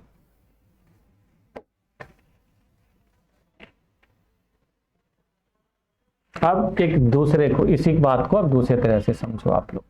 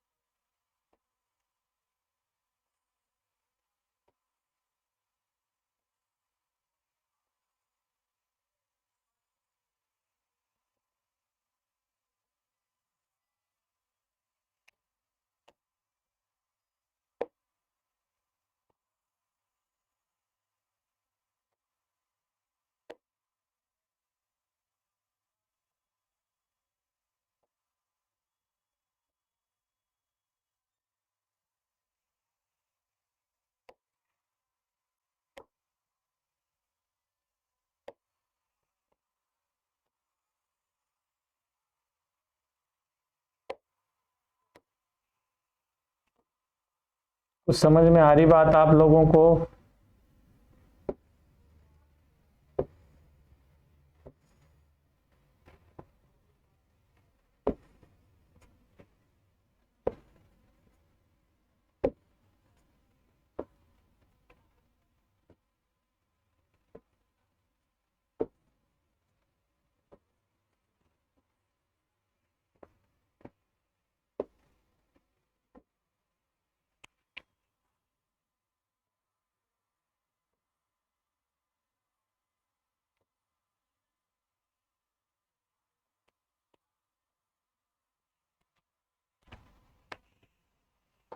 बोलिए बच्चों, ये कुछ समझ में आया?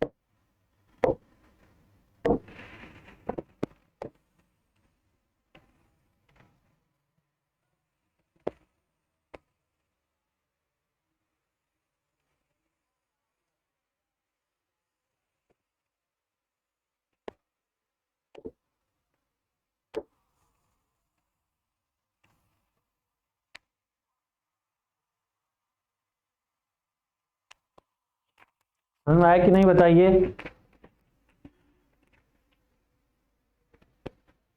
बोलो भाई। ये देखो, ये क्या है? कोई पर्वत है, ये हो गया, देखो, समझ गए? और ये जो है ये क्या हो गई? कोई नदी हो गई। और ये जो नदियां दिखा रखा है यहाँ पे, ये देखो, ये नदियां हो गई। ऐसी ही सेम पर्वत के इधर। तो ये बताओ, ऐसी स्थिति कहाँ पे मिलती होगी इंडिया में? कहाँ पे मिलेगी? पर्वत कहाँ खूब सारे फैले हुए हैं?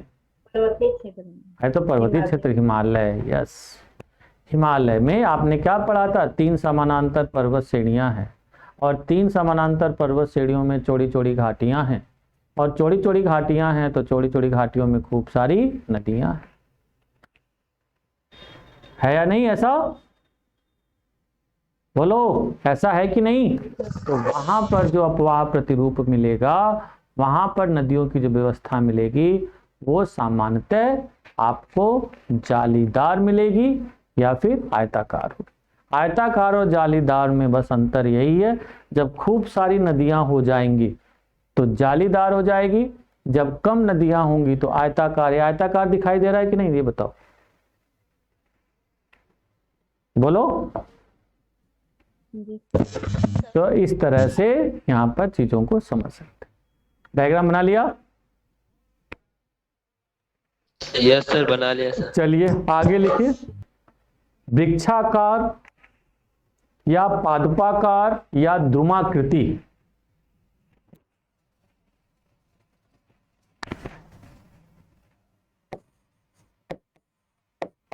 वृक्षाकार, पादपाकार,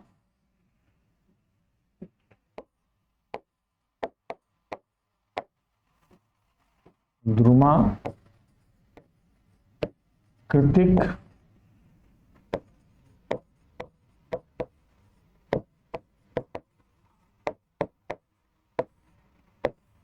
अपवाह प्रतिरूप। ठीक है, क्या इस dendritic,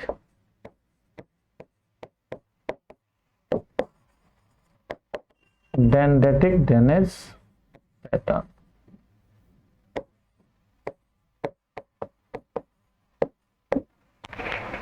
dendritic drainage pattern, dendritic, ड्रेटिक।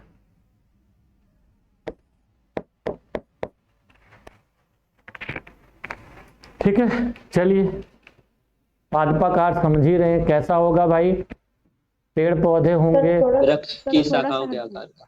हाँ, वृक्ष की तरह सर। वृक्ष की तरह होगा, बिल्कुल सही बात है।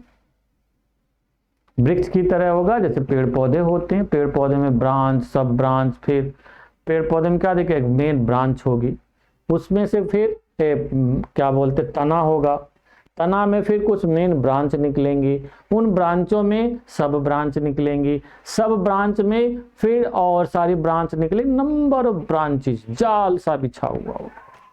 लिखिए, इस प्रकार के नदियों का विकास प्रमुख रूप से इस प्रकार की नदियों का विकास प्रमुख रूप से सपाट एवं चौरस विस्तृत, सपाट एवं चौरस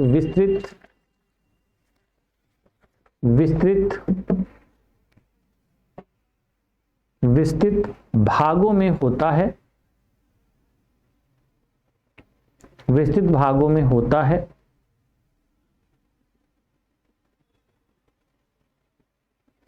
ग्रेनाइट सेल वाले भागों में, नेक्स्ट पॉइंट, ग्रेनाइट सेल वाले भागों में, ग्रेनाइट सेल वाले भागों में सेल वाले भागों में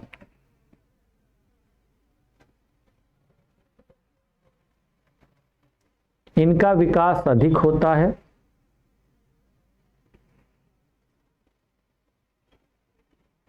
इनके विकास की दशाएं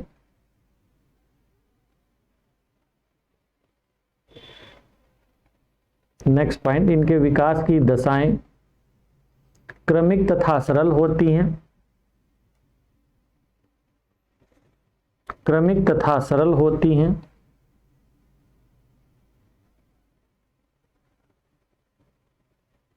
नेक्स्ट पॉइंट, शीर्ष अपर्दन द्वारा बड़ी जलधाराएं, शीर्ष अपर्दन द्वारा बड़ी जलधाराएं छोटी जलधाराओं को आत्मसात करती हैं। सर एक बार फिर से रिपीट कर दीजिए प्लीज। शीर्ष अपर्दन द्वारा बड़ी जलधाराएं छोटी जलधाराओं को आत्मसात करती हैं।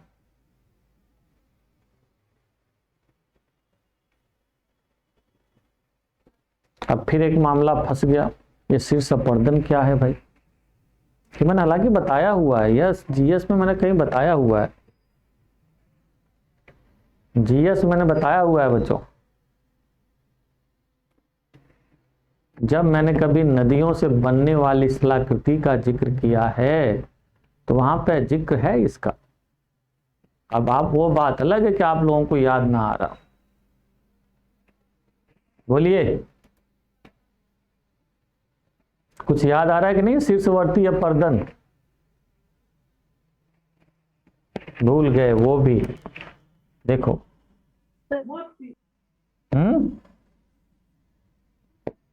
सरिता अपहरण और शीर्षवर्ती अपर्दन 2 शब्द मैंने बताए थे कभी।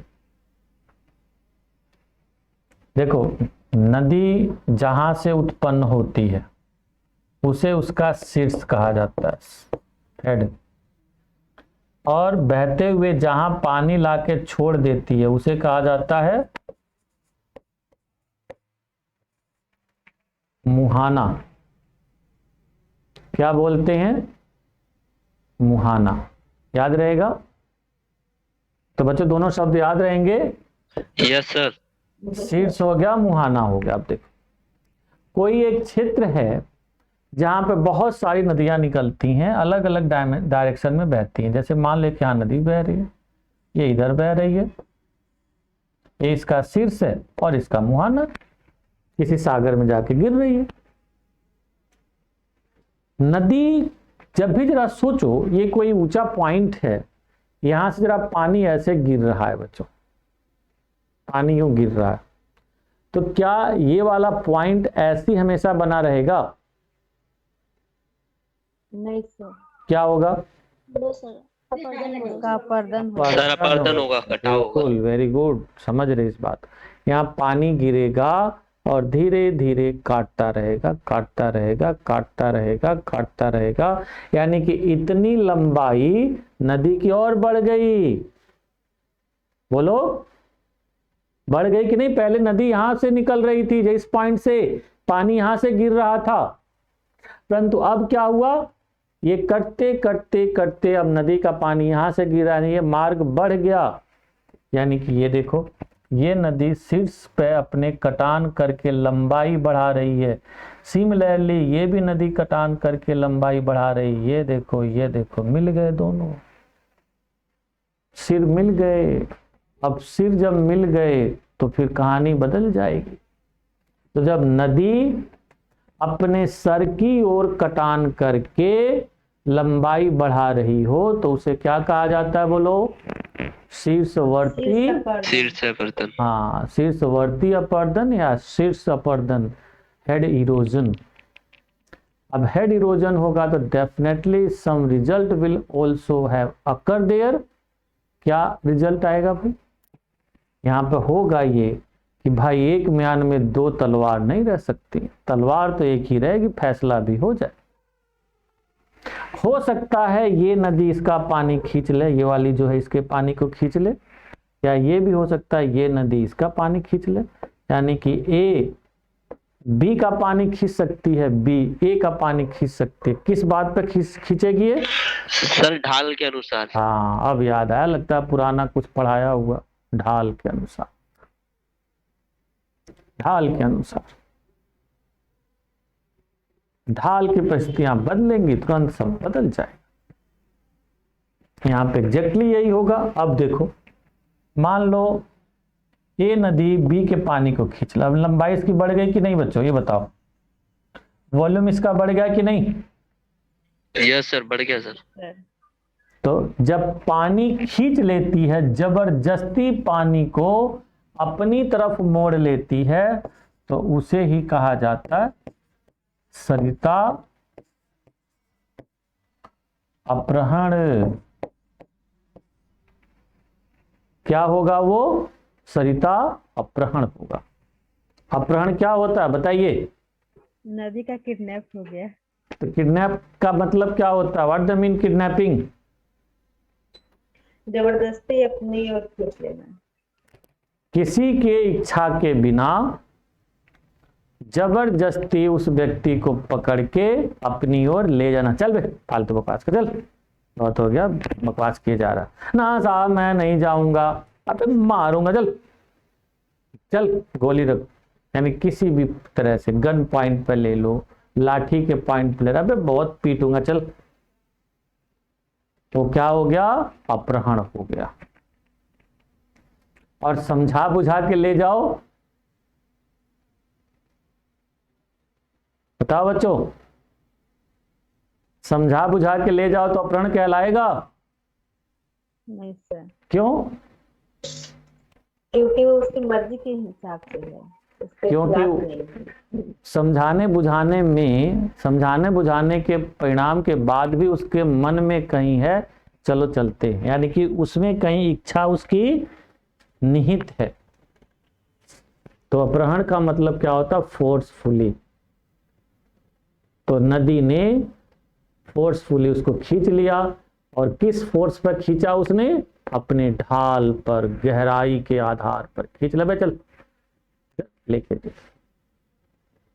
तो हिमालयी नदियां ये सब काम करती रहती हैं, ध्यान रखना। ये घटनाएं इंडिया के विभिन्न भागों में नदियां करती रहती हैं। चलो आगे लिखो।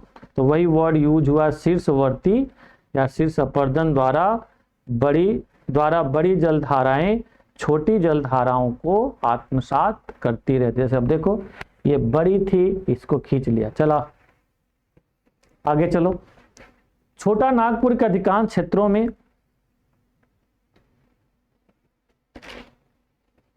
छोटा नागपुर पठार के अधिकांश क्षेत्रों में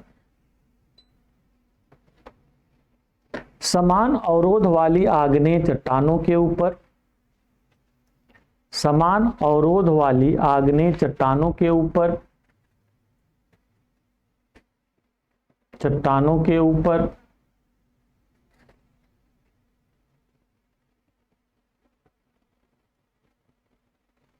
पादपाकार या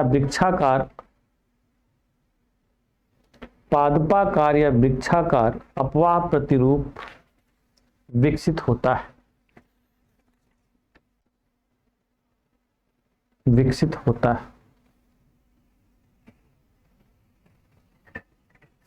इसे हटा दें, ये डायग्राम हटा दें।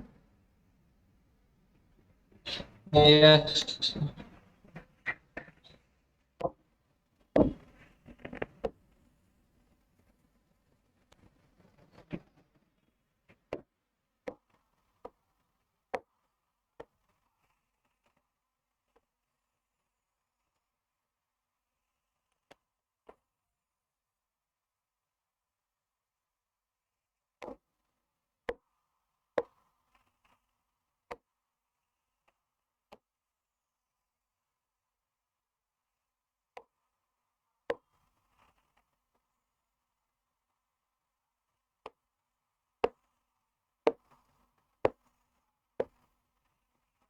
ये देखो बच्चों,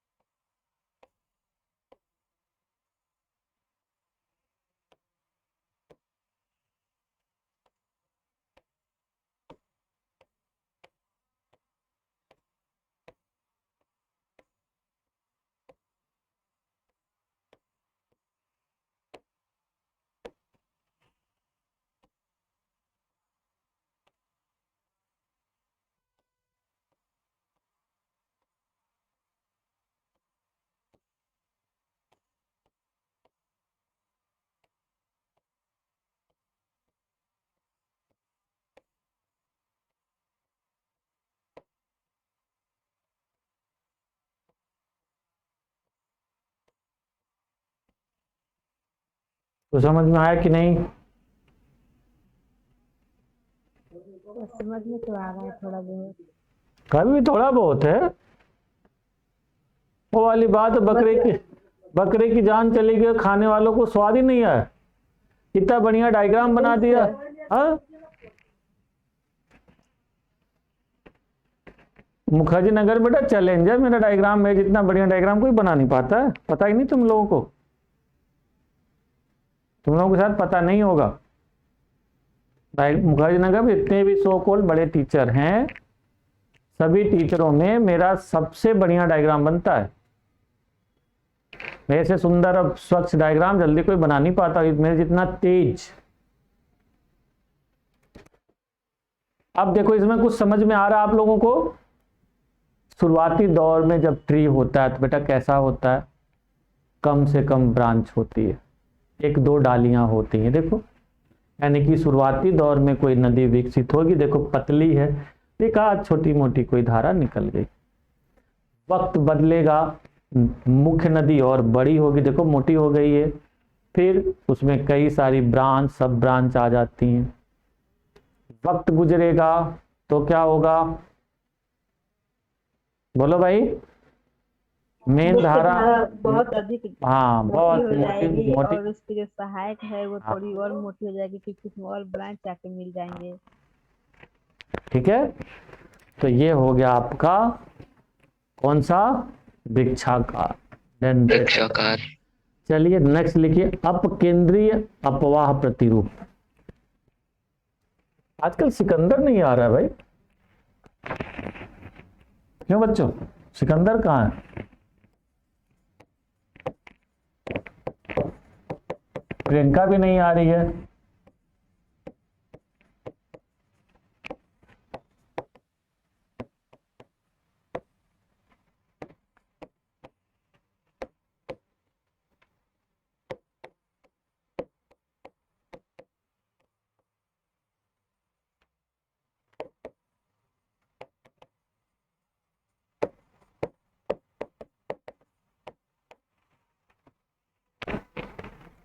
ये देखिए भाई, वर्ड से आप लोग समझ रहे होगे, थोड़ा भी फिजिक्स वगैरह पढ़ा होगा आप लोगों ने, तो बड़ी आसानी से इसकी मीनिंग निकाल सकते हो।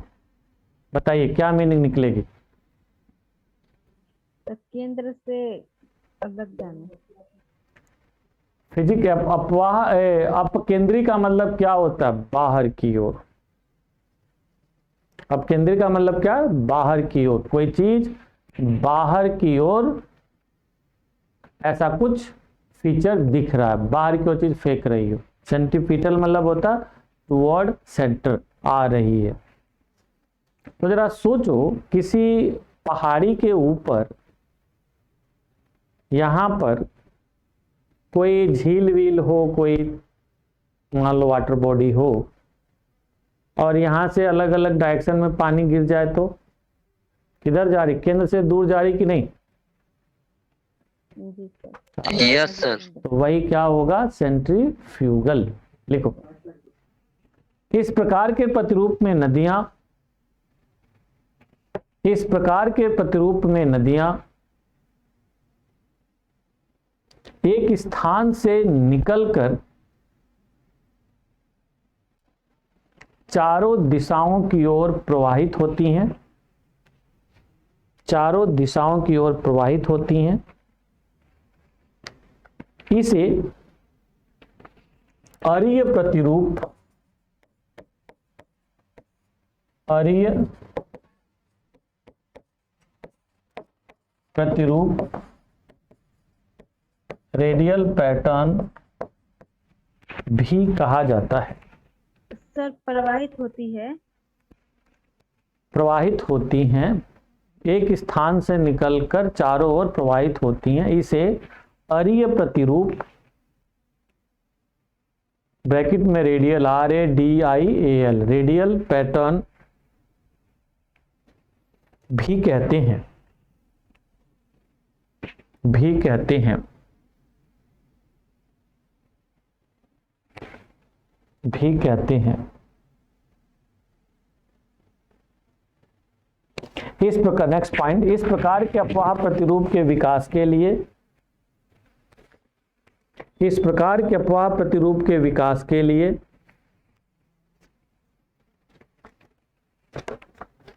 अब सोचो, इतनी ठंड पड़ रही है, तो भी मुझे एसी चलानी पड़ रही है और 2-4 मिनट में ही ठंडा हो जा रहा बहुत ज़्यादा, इतना ये हीट करता है। कहाँ गया भाई?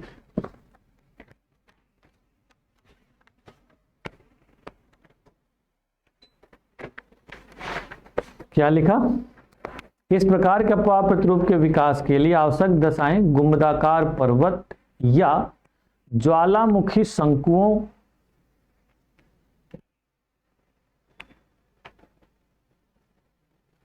आवश्यक दशाएं गुंबदाकार पर्वत या ज्वालामुखी शंकुओं से मिलती है।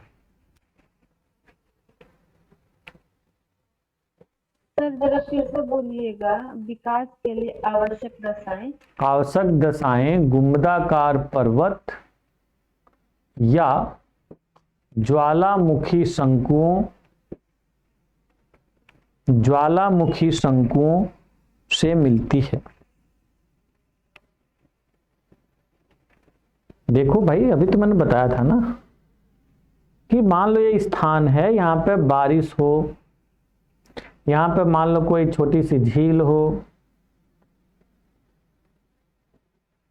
है ना, तो क्या होगा? हो सकता है पानी इधर की ओर चला जाए, पानी इधर की ओर आ जाए, इधर को भी आ जाए, उधर को भी चला जाए, या झील ना हो, केवल वैसी हो, बारिश होगी, है ना।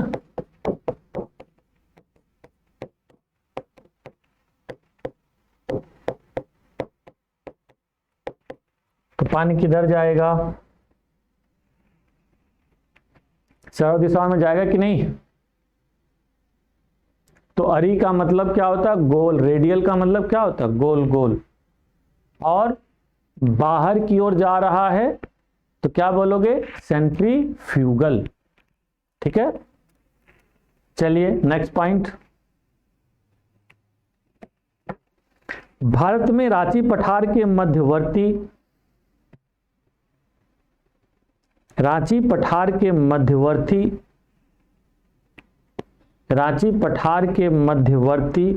उत्थित भागों में उत्थित भागों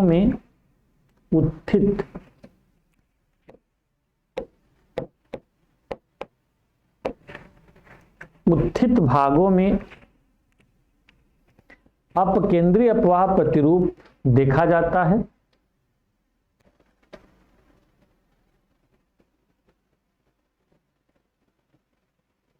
जहां नदियां शीर्षवर्ती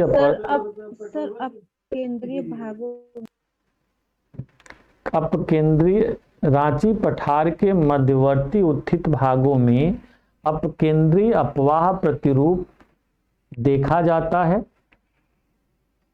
जहां नदियां शीर्षवर्ती अपर्दन करने में व्यस्त रहती हैं।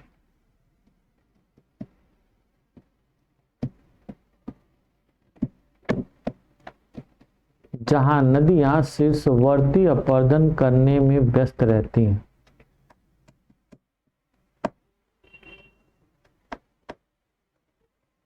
बात समझ में आ रही है आप लोगों को? इसके अलावा फ्रांस के नेक्स्ट पॉइंट, इसके अलावा फ्रांस के मध्यवर्ती भाग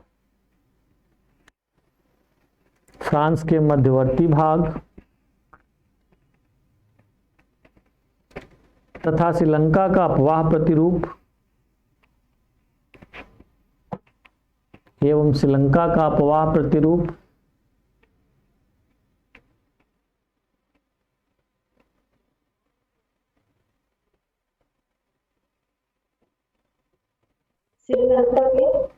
श्रीलंका का अपवाह प्रतिरूप इसी प्रकार का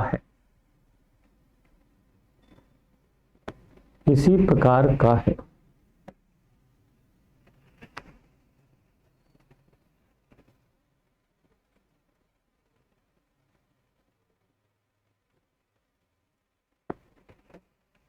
समझ रहे आप लोग? इसी प्रकार का। इसी प्रकार सर, क्या? इसी प्रकार। कहाँ तो हो तुम? सर आपने बोला था अपवाह इसी प्रतिरूप प्रकार इसी का है, प्रकार। इसी प्रकार का है। इसी प्रकार का है।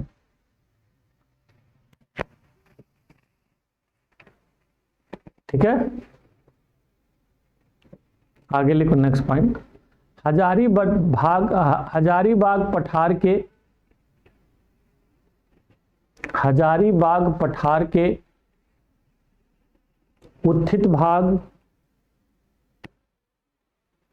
उत्थित भाग पारसनाथ पर्वत, पढ़ा था ना आपने? पारसनाथ की चोटी कहाँ पे है? छोटा नागपुर पठार में। उत्थित भाग कोमा पारसनाथ पर्वत, पंचेत पहाड़ी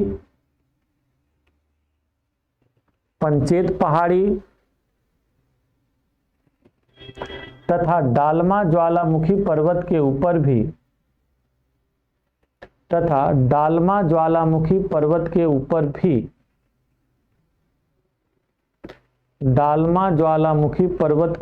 भी अपकेंद्री अपवाह प्रतिरूप का विकास हुआ है।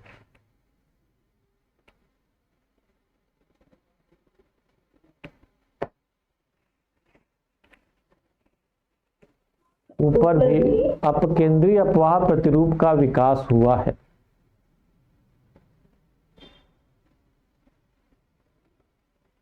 नेक्स्ट आगे और लिख सकते हो। राजस्थान का माउंट आबू भी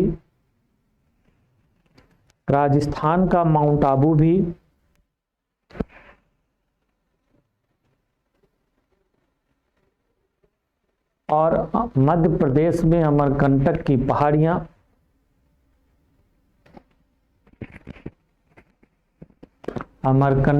पहाड़ियां भी इसी प्रकार का उदाहरण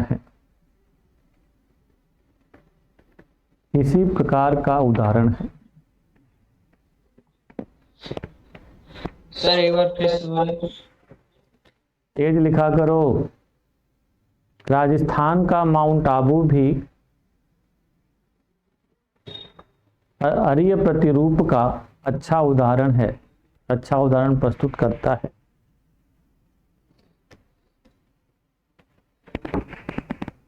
ठीक है, चलिए भाई, डायग्राम बना लो इसका।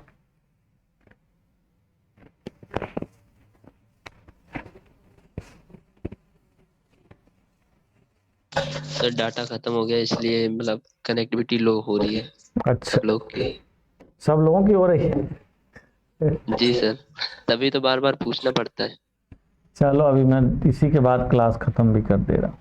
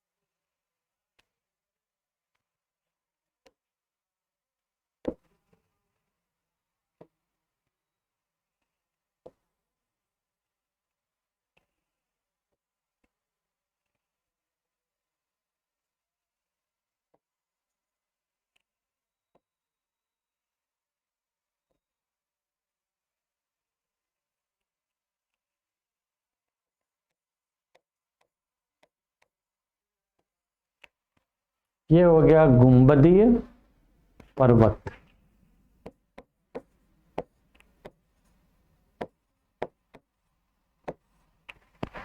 तो क्या तुम्हें दिखाई दे रहा है बच्चों? क्या दिखाई दे रहा है? नदियां चारों ओर जाते हुए सर। हाँ, नदियां कई दिशाओं में चली गई है। ऐसा यहाँ पे बारिश हुई और अनेक भागों में देखो नदियां चली गई, फैल गई। हरी का मतलब होता है गोल घूमते फैल गई। ठीक है, तो इस तरह से प्रतिरूप है। कुछ और प्रतिरूप हैं जो बहुत इंपॉर्टेंट है, ये कई बार सीधे सीधे क्वेश्चन पूछा भी जाता है, तो इस पर चर्चा हम मंडे को करेंगे। ठीक है, मंडे को प्रोबेबल आपकी क्लास रहेगी, लाइक आपका शेड्यूल नहीं है बट प्रोबेबल क्लास रहेगी। ठीक है, तो यहीं पर रोकें फिर। यस सर, डाटा भी खत्म हो गया। डाटा भी खत्म हो गया, चलो फिर तो यहीं पर क्लास रोकते हैं, मिलते हैं फिर, बाय। Bye sir. सर अभी कॉल करना है ना आपको? हाँ अभी कॉल कर। ठीक है।